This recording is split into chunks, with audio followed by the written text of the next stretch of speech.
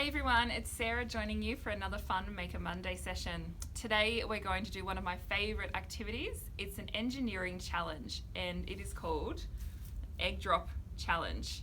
This is a very extra special activity for Easter Monday. So the great thing that I love about engineering challenges is that you can use any materials that you have around the house. There's no right or wrong way to do the challenges. It's all about problem solving and being as creative as you can. So because it's an egg drop challenge and it is Easter, we're going to use our chocolate Easter eggs today. And the objective of this challenge is to drop our Easter eggs from a height, and we want to make sure that they don't break when they hit the ground because we want to eat them later. So we need to design a structure that will keep them safe when we drop them from a height. Now, if you're like me and you've probably eaten all your chocolate Easter eggs already, you can use just a regular egg. If you're going to do that, make sure you hard boil the egg so when it hits the ground there's a lot less mess. And you want to get an adult to do that part for you, and also make sure that you've got permission because, as I said, this can be a little bit messy. If you'd like to not use any egg at all, you could use a Lego man instead, or your favourite toy, and build a structure for them so that they remain in the structure when they hit the ground. So there are two things that we need to think about when we're making our structure today.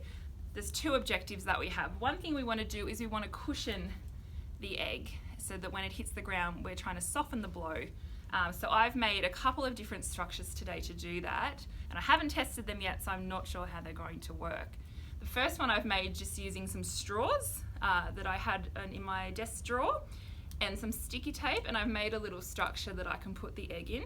If you don't have straws at home, you could roll up some A4 paper and sticky tape it just to make a cylinder like a straw, or you could use pencils or crayons or pens, just whatever you have around the house. I'm not sure how well this one's going to work, so I'm looking forward to testing that. The other structure that I've made is a little nest for my eggs, and I've just made that using shredded up paper. So again, if you've got scrap paper at home or old newspaper that you can shred, that's another option. But I'm hoping that you guys will make your own structure and it doesn't have to look exactly like the ones that I have here. So I'm really hoping that you guys will come up with your own designs. Another two designs that I have made are some parachute style designs, so that hopefully these will allow my egg to travel a little bit slowly down to the ground, and then that might stop it from cracking when it hits the ground. The first one I've made just using some tissue paper and string and a little patty cake liner at the bottom there. If you don't have string, dental floss is a really good material that you can use. And my other parachute I've made using a cut up garbage bag, and I've got a paper cone there as well. So we've got two very different type materials that we're using for our parachutes today. I wonder which is going to work better.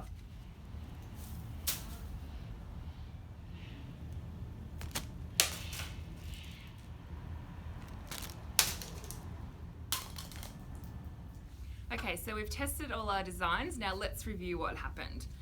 So with our straw design, as you would have seen, our egg completely bounced out of the design. So now we need to think of ways that we could improve this design. Maybe we could look at the types of materials that we used. Maybe straws wasn't the right choice, something sturdier like pencils might have been a good option. Or maybe we could add something to this design to cushion the egg a little bit more. So have a think about something that I could add around the edge to make this one a success. With our two parachutes, our first parachute didn't work at all, and again the egg fell out of this one. So with this one, maybe we would look at the shape of our egg basket and maybe how we could modify this shape to make it a bit sturdier to keep the egg inside the basket. We could also look at the material that we use for the parachute, the thickness of the material, and think of ways we could improve upon that one. Our second parachute, while our egg did not leave the basket, our egg does have a small crack in it. So we would need to look at ways we can improve upon this design to avoid that from happening. And if you look closely, you can see that we've actually got some tape, a paper clip, and some rubber bands holding our egg inside the basket. So the basket is quite good, but maybe we could improve upon this parachute design. And again, we can look at the size of the parachute itself, the length of the string, The first one that we tested, our nest did work successfully, and our egg managed to stay inside the nest and has no cracks. So that one's still good enough to eat. Okay, so there are 3 steps that I'd like you to do today when you're thinking about your egg drop design. The first thing I'd like you to do is sketch out your design. So just with a pencil and paper, and have a think about what elements your design might need to be able to protect that egg. The second thing that you're going to do obviously is build your design and try and use as few materials as possible if you'd like an extra challenge. And the third thing before you test your design is I'd like you to predict, do you think it's going to work? And if so, why? That's all from me today, guys. Thanks for joining me for Maker Monday, and we'll see you next week.